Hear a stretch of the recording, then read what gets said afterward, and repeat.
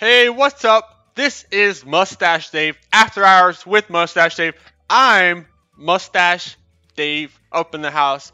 Now, before we get into this interview, couple cleaning house kind of announcements for you guys out there. First of all, I want to thank one of my sponsors, Red Zone PUBG. Check them out on Twitter. Check them out on YouTube. They're making intros right now for like awesome. They're also doing player interviews, so make sure you check them out. They got some great content. And Crimson, he's a nice guy, and he's developing a team over there to just esports centered, like-minded people like myself. Also, I want to thank Grunto Esports. So right here, bam, Grunto merch, dude. I got the Grunto merch. I want to call them out because on Memorial Day, they are having a Veterans Day kind of event. So make sure you check them out. Lots of players are going to be taking part. Make sure you follow their Twitter. And they'll update you on the times and whatnot and who's playing in it. But it's just supposed to be a fun day. And it's on Memorial Day, so you guys are probably at home just eating hot dogs, eating hamburgers, and squirting all that sauce on your food. You know, you got the ketchup, you got the mustard. But check them out. They got the merch too, so they're sending me the merch. So if you send me merch, I'm gonna definitely wear it. I love these guys. They're doing a good job. And then one more announcement. Another event that I'm going to be kind of taking part of as well. And it's hosted by PUBG XP Community. They have an event on February 10th at 5 p.m. You'll catch me out there. It's pretty much an event. We have some squads like Fadeaway 3, Ignite, Totality, Gambino. A bunch of you guys taking part in this event. And it's for a prize, too. I believe, don't quote me, but first place, they get like 8 cases of Soylent. So if you win, you're guaranteed to drop some pounds, lose some weight. So it's a win-win situation, along with some keyboards and mice. So I'm actually trying to have them send me some Soylent too, so I can be chugging it all day long. Because Mustache Dave, I've been gaining some weight. You know, I eat a lot of Chipotle, I eat a lot of sushi, and but never mind me. So yeah, make sure you check out them as well. Follow them. Go on their Discord. Do what you gotta do. But those are just some announcements, and make sure you check this out right here. Bam! MustacheDave.com. The ultimate announcement. Yeah, that's right. We're legit, boys. We are legit. Make sure you stay up to date with that website because 2018 is going to be the year of the Mustache Dave merch. So let's get right into this. Thanks for tuning in. Thanks for watching. You guys are the best. Let's go! What's up? I'm Mustache Dave. Thank you, Mustache Dave from earlier. You're looking so phenomenal with all those announcements. But let's get right into the show. I got this afternoon, once again, beautiful afternoon here in Florida. I know this guy, GodSpeed. He's in SoCal representing. How's the weather out? I mean, how's it out? It's pretty nice, Dave. It's nice for 2 reasons. One, it's SoCal, and 2, I'm on this fantastic show. You know what I'm saying? All right. Thank you. So GodSpeed, you're from Noble. A recent announcement in that to say January the 12th. How is that? I mean, how excited are you to be on Noble? Man, I've been dealing with Noble for the past like 3 years now, I think, or even 4 years. When I was a caster, especially in the fighting game community, many moons ago, Noble had picked up quite a few players when they first started. So I've known Recon and Maze and a lot of the people at Noble for quite a long time. So now to like join the organization as a player, especially in PUBG, which is obviously the game I adore, I'm really pumped, and I really like the squad that I have now. All right, and you kind of mentioned it. That was actually one of my questions. Godspeed, caster to player. I mean, you've casted a couple of games early on with PUBG Online. I know because we've actually worked together. But how has that transition kind of been for you? I mean, would you recommend that to other casters? And as a caster, do you have kind of a skill set that might be beneficial to be a pro player? I mean, was it an easy transition? I mean, what are your thoughts on that, man? Just elaborate for us. That's a really good question. Honestly, I started as a player way back in the day with Counter-Strike, and then I went through different genres of games from like CS to like Dota, and then I went to the fighting game community, and then I started casting. So actually, I started out technically as a player first, and then I went to casting, and then I went back to playing. And as far as the skill set required, I think casting does help because you definitely need to be like more analytical when looking at situations because you're generally just watching games and you're not dealing with them. So I think that helps. But overall, I definitely I would recommend it if it's possible. At least from my point of view and the way that I feel is like when I would watch games and that like month that I casted for PUBG Online, I really I would see these players do like ridiculous plays and I was like, man, I really miss being the one like on stream doing the cool plays instead of the one like talking about the cool plays.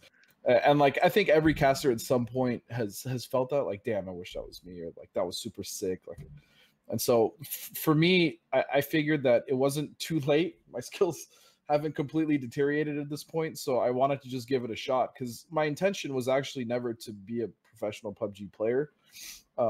It just I wanted to be good enough to be recognized so that my skill would reflect the fact that I deserve to kind of cast, if that makes sense. All right, all right, yeah. No, that makes sense. 100%, I agree with you.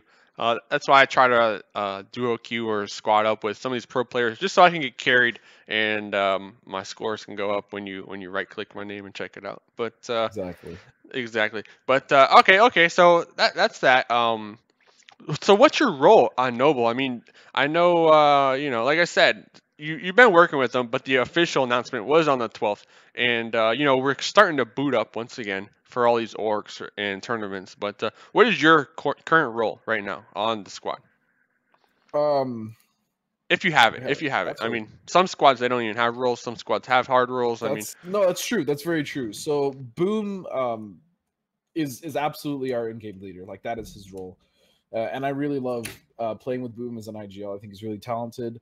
I think if anything, man, that's a really good question. What is my role? It would either have to be entry fragger if that's even a role. Generally, like I'll push up first or go for flank positions, like kind of lurker. But then sometimes in games, like I'll actually roll back and play like a support role. So it's actually a really good problem to not know what role I have, only in the fact that everyone on our squad can effectively play those roles, and depending on the situation, it kind of changes. So we're really adaptive in that aspect of being a squad together. Okay. So it's kind of a hybrid. I'm taking away from Yeah. support and flanker, depending on the situation. So as support, you specifically what like looking behind your team, making sure no one's creeping up on you, type of deal. I mean, is that kind of the basis or Yeah. definition of that role? So sometimes I'll hang back. I'll hang back. I won't be the one engaging. For instance, if there's someone running in on circle and 3 people have an angle on them, or technically all 4 of us would have an angle on that player coming in or that team coming in. Instead of helping team shoot, I'll actually just make sure that while the other 3 players are shooting, I'm watching the other angles to make sure we're not getting flanked, we're not getting driven up on, ran up on, and basically just gather all the information that I can, especially if I'm playing in a position that's somewhat away from where the rest of the team is. Like if I'm just kind of sitting in the back, that way that they're ready to engage the next threat if there is one.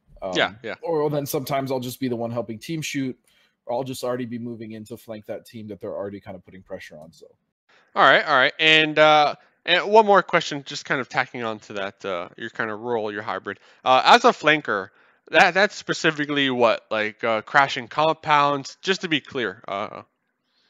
so as a lurker or like flanker, what I'll do is when we engage a team, if there's any opening for me to get like a flank, whether it's on the left or the right, or like move up without being seen, so that most of the focus will actually be on my team. That way I can get an angle where the team isn't suspecting it, and I can get 1 or 2 quick downs, just pop them off, or just wipe the team essentially from an angle that they're not holding or covering.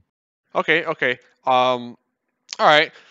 My question though, kind of to that rule, because when you say flanker, I'm kind of picturing a guy rushing a compound, kind of clearing out rooms or whatnot. And one of the things that I've noticed within the competitive scene is that we never see shotguns. And as a flanker, I feel like would a shotgun be one of those weapons that you're just holding on to for when you breach compounds? I mean, why don't we see that? Why don't we see that kind of shotgun?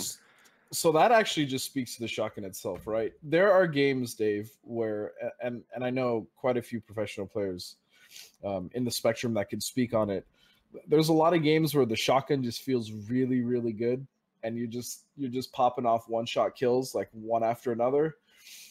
And then there's games where you'll hit someone 3 times with a shotgun and they won't go down. And so in that aspect, I know there's definitely some players in the professional spectrum that still use shotguns from time to time. But generally, I mean, I know a lot of players would prefer to just have like a micro Uzi in that situation, or obviously a Groza, even though that's a crate gun, it's not always going to be available. But generally, a lot of players will just kind of pull out their Scars or M4s or even AKs, and depending on the map, a DP if that's available. I know it's not the most popular gun, but I just feel like the inconsistencies of shotguns, like right now, and how they are, don't really lend help to its role as a entry level weapon. Like all right. By all means, a shotgun should be the thing that you're pushing a building with, but there's just times where it's not as consistent as it should be, to be completely honest. So, that's just my take on it. Yeah, it's just about being dependable, I guess, at the end of the day. All right, so a little sensitive subject here. So we, like I mentioned, we're starting to kind of to roll out these leaks. We had the announcement, I believe, yesterday. PUBG Online, they're going to start rolling out some things. But we had Awesome, I believe, yesterday. Sensitive subject. Lobby Blue. Can you kind of go into detail, the takeaways, kind of what happened? I mean, it was the first night, so it's not that big of a deal, right? But you guys you finished around 17. It was 4 games. So kind of what happened last night? I mean, what happened last night? Sure. Honestly, I don't really think it's a sensitive subject. Like, I know some people would see it that way, but let's just be honest. Like, we are a professional team and we're expected to perform. And last night, we honestly didn't. We didn't perform. It was definitely one of our. In fact, no. Last night was our absolute weakest showing as a squad since we've started playing together, which is myself, Natural, Edaculus, and Boom. And we just made mistakes that we shouldn't have made. 3 of the circles had quite a majority of water in it, and we didn't want to sit in water, which was a mistake. A lot of teams were playing water, and that is not a knock on the teams at all. It's a smart strategy, and it worked for them, and they absolutely deserved the placings that they got with that. I think Totality played water in the last game, or the game before the last, I'm not sure, and they won. And you know what? They were smart, and that's why they won. For us, we were getting caught out of position. We didn't have loot 3 of the games, and by the way, none of these are excuses. I'm just no. I asked. And again, we fully take responsibility for our placing. Like, we're not blaming it on Circle. We're not blaming it on teams that may have dropped on us or any of these other. It's not the map's fault. It's our fault. Like, at the end of the day, it's our fault. We understand that. And we're going to fix that. That's something that we're going to fix going forward. But there was just a lot of factors that made us kind of shaky at the start. Our first game was really bad because we landed melee base. We're the only team in melee base. We got a lot of loot. Unfortunately, the circle did pop as far north as it could have. I think it was like towards Stalber. So our rotation idea was to come in through the left towards the cube right across from, or excuse me, the three house compound, the cube that's just north of Everest, that little compound there with the laser tower. And there was unfortunately 3 teams there as we were trying to rotate through because we were late for melee base. 2 of the teams I think came from North George, and I think MLGB was already stacked there anyways. And so we just we kind of came into a shitstorm, and unfortunately the vehicle that I was riding shotgun and flipped right outside of that compound. And so, everyone died except for me. I didn't have as many meds as I would have needed to survive the actual blue, even though it was first circle because of how far it was. And so I just decided, it's kind of a dick move. I decided to kill, I forgot who I killed, but I just got a quick kill because I just wanted the points. From the blue. yeah, I just needed the points. Super dick move. All about the points. All about the points. But yeah, the first game just didn't go well for us, and that was just based on rotation. That was really unlucky. But still, I feel like we could have rotated somewhere better. Yeah, yeah. Especially after watching the replay, and so there's definitely things we could have done to make sure that didn't happen. So that was game one. Game two, what did we do? Game two, I think we went somewhere towards center map on Roz. There was a lot of teams there, so we opted to get vehicles and try to get out as fast as possible. We looted I think something like 5 compounds along that Y junction and to the east of Yas, or excuse me, to the east of apartments. The problem was we didn't get as much loot as we would have liked. I mean, we had some weapons to fight and like basic level 1 armor and helmets. But then we got into a confrontation with pecadores, and we actually had the upper hand. The problem is that we tried to shoot one of the members, I think it was Huyn, out before they got up to us, and I think he survived with like a slither of health, and then they were able to turn the fight around. And hats off to pecadores. Like we messed up, and they were able to recover. So that was game two, and that was a mistake. Actually, I blame myself for it because I shot a little too early. I got a little too antsy, so that's on me. And then the third game was we went mill base again. We didn't learn our lesson, and we actually rode boats all the way around to South George, which is where the circle had popped. And we actually had a really decent compound, or we didn't have a compound. We were right below below the most western edge of South George, where the buildings stop, right where that flat top is. And Ghost and Totality were there. Oh, that's tough. It was tough, but the thing that made it worse was that circle no longer had us in it. And I think it was like the third contraction. So we were forced to kind of run across the street without any cover. So we tried to use smokes to get across, which was a bad idea because we alerted pretty much everyone that was around there. They might not have known. Yeah, right. Well, Totality definitely knew. I don't know if Ghost knew, but what we should have done is, we should have played the water, and then we actually would have been safe. But we wanted to get a better foothold, so that was a greedy play by us. And then in the very last game, we were actually in ruins, and we were a little light on loot once again. But circle centered on us like almost every time. Okay. The problem is instead of once again playing water to be safe, we decided to push into ruins, and we got hit by 2 separate teams, and I believe one of those was set to destroy X. So we had missteps, like absolutely, and we are not afraid to admit that we had missteps. And last night, getting 17th in Awesome Lobby Blue, which we definitely should have been much closer to top 5. We just weren't, and we didn't play like a top 5 team that we know we are. Yeah. That's something that we're just gonna have to fix. I mean, honestly, when we first formed this team, we had won a few PUBG online games, like right before the season finale in December. And we had crushed the Awesome Lobby that we were put in. Right after that, we've been doing well in scrims. Although there was only 11 teams for the Invitational for IEM Katowice, we crushed our lobby there as well, getting 3rd, 2nd, and 1st. We should have won every one of those games, but it is 11 teams.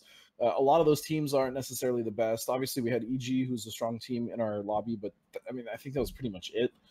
But overall, like, we have been performing, and we've been a very consistent and very successful team so far. But last night, it didn't go our way. We got to fix it. I mean, people have bad nights too, so it's understandable. All right. So kind of just last kind of topic or question regarding Awesome and last night in particular, and how you feel. Kind of, I know it's totally a what if situation, but what if Awesome did have Miramar? Do you guys think you would have performed a little better last night, or it just doesn't matter, irrelevant type of deal? Like, I mean, how have you guys been practicing Miramar, scrimming a lot? I know a lot of the scrims have kind of toned down on Miramar because of the leagues and their announcements regarding the map, but like, how do you guys feel like you would have been prepared, I guess is the question, for that map?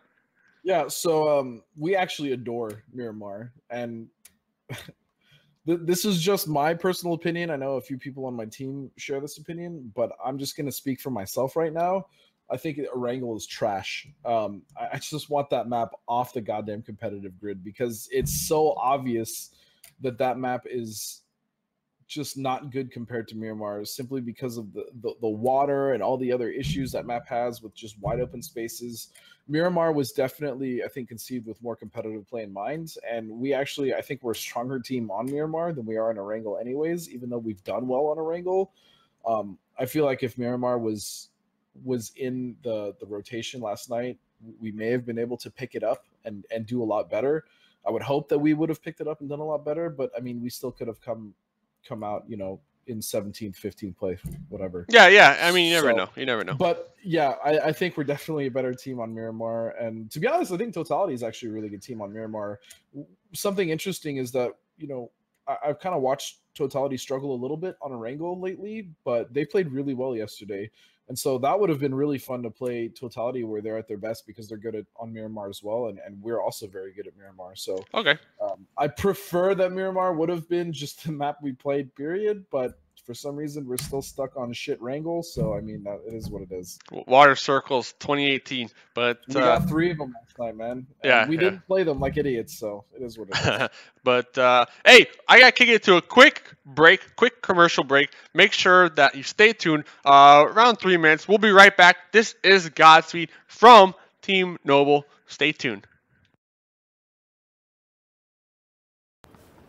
Vehicle driving in from the blue to the 120. We're gonna just...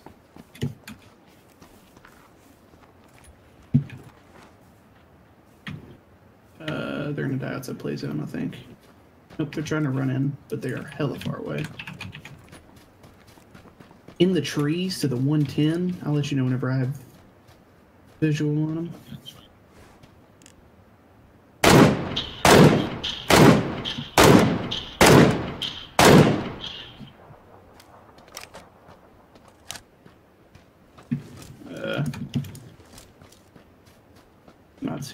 Not seeing. This is really far. Never from mind. Everything. Spent like 2 minutes driving here and no one came.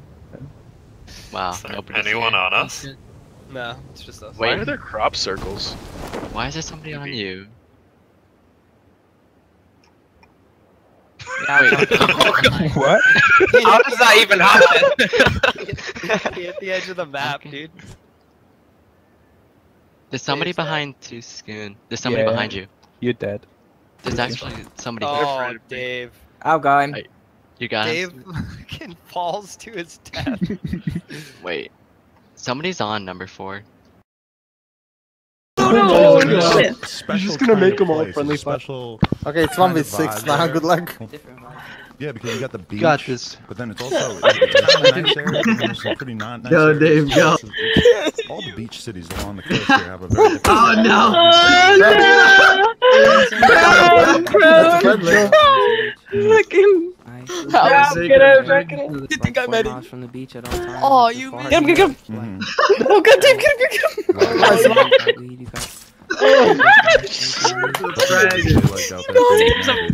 No! Frag it out. Oh my god, this is so scary. Oh shit! Butt clench, Dave, butt clench. Oh, the circle's gonna close soon. It's closing. Oh, it's not. Normal. Oh, it's not? Oh, it stopped. Wait, what? Dude. These guys cannot kill Dave. Dude, Dave. Yeah.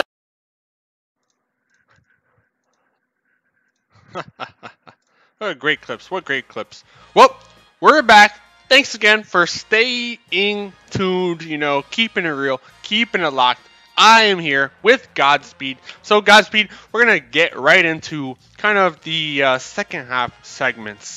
This is a theme song, by the way. Check them out.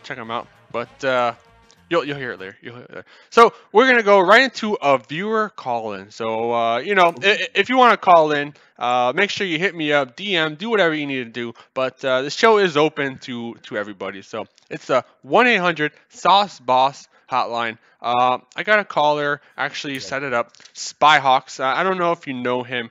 He's he likes to play the game a lot. He likes to watch the after hours show. He told me, and he likes Noble. He likes the Noble strat that the squad coined, kind of in the beginning of the PUBG scene, when they would all get the vehicles and make their own compound.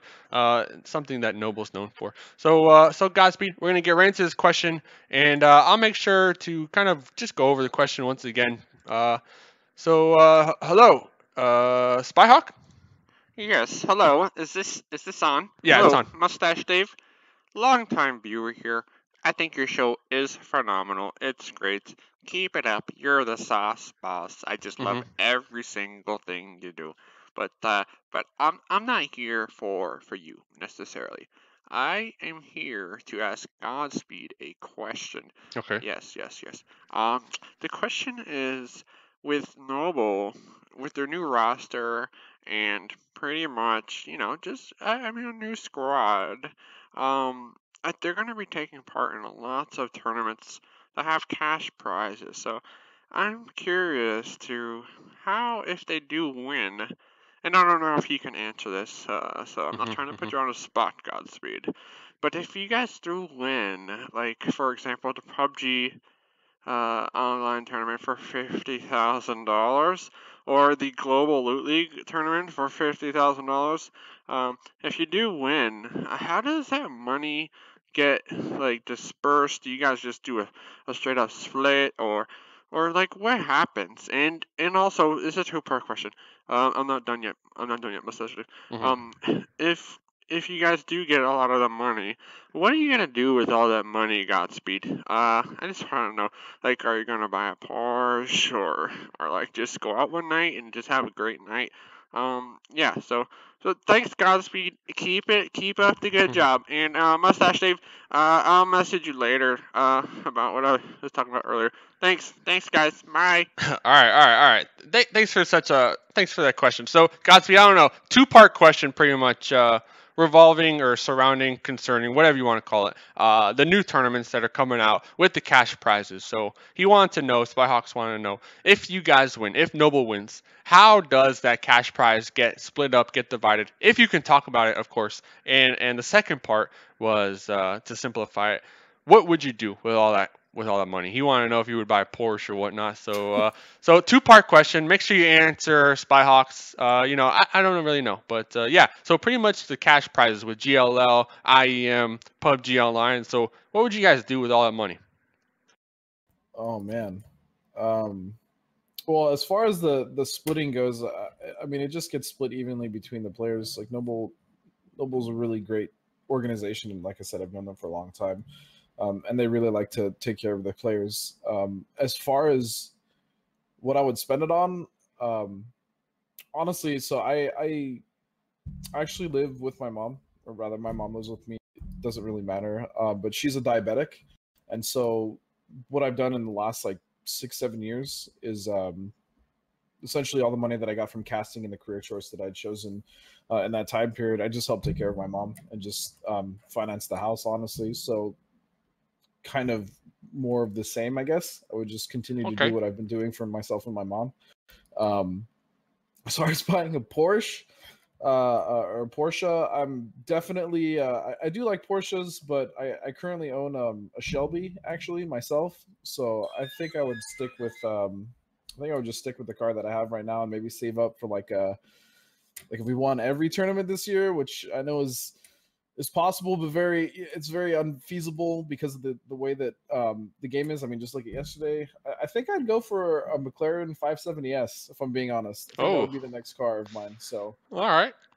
But yeah, no, I'm just still help take care of my house and my mom. So okay. That's what I would do anyway. Yeah, no. That's a great response. Would you buy another hat though? I mean, I see you got like 10 hats. You got a hat collection back there. Would you buy another hat too? I mean, I know you're gonna take care of your mom. But yeah, my mom understands. Sometimes I need a hat. You need a hat. I got a full head of hair. I mean, I'm not gonna hide it. Whoa! I do prefer to wear my hats if I'm being honest. and I would definitely buy at least 1 or 2 more hats. I'm not gonna lie. Okay. So I mean, great question again, Spyhawk. So kind of segues us into the next little topic that I'm curious about. You brought it up. So Noble, they were actually not one of the closed invited teams, I guess you can say. So you guys are kind of in that situation where you have to play like 1, 2, maybe even 3 separate, I want to say, events, qualifiers, which are best of 5, right? If I recall. Best of 3 until the close qualifiers. Best of 3. Okay. So I know as an organization, kind of a big one at that. I mean, how does that make you feel? I mean, without really ranting on anybody, of course, and just. No, of course not. Yeah. How do you feel about that?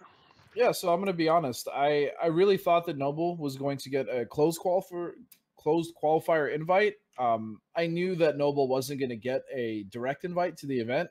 And to be completely honest, after the performance at IM, although Noble got top 9, I don't really think they deserved the invite, and neither did a lot of the guys. In fact, everyone on the team, like, we knew we weren't getting direct invited, and the teams that were invited should have absolutely got invited. And that wasn't an issue. But, you know, even still, getting top 9 at IM and performing well overall, I thought we would get a closed qualifier invite. I mean, we didn't. It was somewhat irritating, but at the same time, you know, I'm new to this team. I wasn't on that squad. The squad that was at IM for Noble was Boom, Edaculus, Taro, and Chosen Zygote. So for me coming into this, I'll just say right now, Noble isn't afraid to do the work. We're not afraid to go into the open qualifiers. We weren't like enraged or outraged for that matter of having to go into open qualifiers. It's unfortunate that we didn't get invited to close. It is what it is. Like I said, we crushed our group in the first phase, and we plan to do that throughout every phase. Obviously, the closed qualifier is going to be very difficult. But the fact remains that even still, it's only going to be 16 teams, and playing a wrangle with 16 teams gives you a lot more leeway for rotations. It gives you a lot more drop options. It gives you a little more in the aspect of being able to, you know, kind of move around a little more in the final circles because there's just not as many teams present. Although, I mean, I guess with the teams that are going to be playing an active in the closed qualifiers, like it's still going to be a really difficult fight. But we're confident that we're going to be able to qualify anyways, as far as the NA side goes. But I will say this, and I'm just going to be completely honest. I think DC got completely fucked, and I'm just going to say it. DC not getting directly invited to the event after going through last IEM and having to qualify through the qualifiers and then making it to the event at IEM Oakland, and then not only placing top 5, but being the only team that was able to win 2 games in that 8-game series. I think it's complete bullshit that they got shafted an invite and went to closed. And that's not a knock at all on Method, who got the invite instead.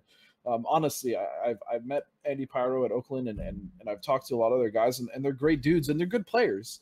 But the fact remains that DC just performed better at IM Oakland, and let's be honest, if anything should be based on the results of that, it should be going into the next IEM, which was barely 2 months away. Yeah. And I honestly feel that the only reason that Method got invited over them was just because of visibility, because of players like Andy, who, you know, is a great streamer as well. I just think DC got fucked. That's my opinion. And again, that's not a knock on Method or any of their players, but DC got fucked. Let's be honest. Okay. Being honest. But I don't necessarily see it as a bad thing though, because I'm not exactly sure. I guess I'm asking you. Last IEM, Ghost Gaming, didn't they have to qualify as well? They were not one of the invited teams, if I recall. Yeah, Ghost was like newish, I guess. So they had to kind of prove themselves and qualify. No, not necessarily prove themselves, but what I mean is, like, the team had just been signed before IEM, or maybe a little bit before that, but they had already proven themselves in contenders, and then they won contenders and got moved up to Showdown, and then they did well in Showdown, and then they did super well at IEM. Like, granted, you know, a lot of the games they were getting picked off and clipped, but, you know, players like Austin and everyone else on the team was able to really help secure their top 3 finish. Yeah. And Ghost. Sorry, hold on. The point is though, like I feel like it's a good thing in a sense that you get to actually play in the qualifications because it's just more practice, like you said, for your squad and whatnot, and it keeps you warmed up because we saw a couple of the invited teams from last IEM. You know, they didn't have the chance to kind of practice in the lobbies on the competitive level, and then they came in. I feel like kind of resident sleeper status and just not expecting the competition. That's kind of where I was leading towards. So I can see where you're coming from in that. I can definitely see where you're coming from in that. But at the same time, teams that did get invited, you know, for instance, Tempo Storm got directly invited to Oakland, and they still got second place. Yeah, you're right. I mean, you're right. Granted, the teams that top 2 of the 3 teams in the top 3 for Oakland were teams that came from the qualifiers. Yeah, Obviously, AAA, now Vitality and Ghost. But, you know, there's things you can do to make sure that you're prepared, whether you have to go into the qualifiers or not, whether that's a boot camp or something of that nature. I don't think that's exactly why the teams that came in then resident sleepered off of their invites. I don't think that's why that's what happened. Maybe it was overconfidence. Maybe there's a lot of factors, and I don't know. So I'm not going to like try to speak on them. But overall, I mean, I don't know if that really played much of a big factor because we already knew Ghost was a strong team going in there. Yeah. Okay. So pretty much, in your opinion, the benefits of kind of where I'm coming from, the extra practice, the extra gameplay, it doesn't outweigh the fact that you just might not make the cut because of all the squads, right? So I mean, you could lose your spot altogether. So I guess you obviously would rather be invited, but I mean, right. But at the same time, like I do see the validity of your point in being that you do get to practice against still some of the strongest teams around going into the event. And it definitely does help you build confidence when you qualify, you know, especially this time around. You have teams like Envious, Totality, United, Optic that are all in the closed qualifiers, and there's more that I didn't name. So to be able to come out of that on top is definitely a huge morale boost and hype boost for your team. So I could see that as well. Okay. So I'm gonna wrap this up here. We're getting to that mark. We got to get to the how woke are you segment. So I'm gonna just test you out on your wokeness factor real quick. I know you've been studying up your UrbanDictionary.com every day leading up to today. So if you need me to say the term in a sentence, I will. I don't think I'm woke enough, but we'll find out. All right, we'll just start with something easy. Facebook night shift. What do you think that means? Facebook night shift. Facebook at night shift. Dave, I'm very afraid of this segment because I feel like I'm about to. No. I mean, a lot of the things are like straight up rated MA. So, you know, this is a PG-13 show. So I was on. Hey, you're Googling it, dude. Hey. I was on the Facebook night shift. If you give up, just say you give up. I give up. I don't know. It just means someone's on Facebook all night, just posting stuff. You know, Facebook night shift. See. It's easy. I mean, it's really easy. Super easy. Now I feel stupid. Thank you, Dave. You made me feel stupid. Oh, you got two more. All right, so I'll just use it in a sentence. Man, that's tough tits. Tough tits. That sucks. Yeah. It's just another way of saying too bad. You know, tough tits. Yeah. Tough tits. All right, so 1 for 1. Last one. Pop a socket. Yo, we need a pop a socket. Is that when you're tearing up the dance floor? Popping a socket? No, it's actually okay. It's actually a little more simpler than that. Pop a socket is just any method of starting a fire by any means. But I mean, pop a socket. I mean, you could be starting a fire on the dance floor, you know, with your hot moves. Man, so I can't believe I missed Facebook night shift. I thought it was something dirty and immoral, but really it was just being on Facebook. Yeah. I mean, who uses Facebook anymore? I mean, if you use Facebook, I apologize, but I didn't even have one. So irrelevant, right? Take that off of today's UrbanDictionary.com. But hey, give us a shout out, man. Give us your Facebook, your MySpace, your Twitter, your YouTube. Like, let us know how we can find you. Let us know how we can find you. My Twitter is GodSpeed FPS, all one word, and it's the same as my Twitch. I haven't. Oh man, I feel so bad because I still have Twitch subscribers, and I haven't streamed in such a long time because of work. Before coming into Noble as a player, so I definitely plan on streaming soonish. Hopefully sooner than later. But the Twitch and the Twitter are both GodSpeed FPS. Facebook, I don't really use it. So if anyone has any questions or they want to find me, that's how they would do so. One quick question. In your like kind of contract for Noble though, are you guys not kind of supposed to stream? I mean, I know some organizations they want their players to stream their gameplay. Like, how does that work out? We stream when we can. Noble is very understanding. Obviously, we got signed a $2 million contract, so we obviously, really so you don't even need, yeah, we don't really need to stream. No, but streaming is definitely something that we all want to do. And Boom and Edax stream quite a bit. I know Natural works as of now, and I'm trying to, obviously take care of things at home.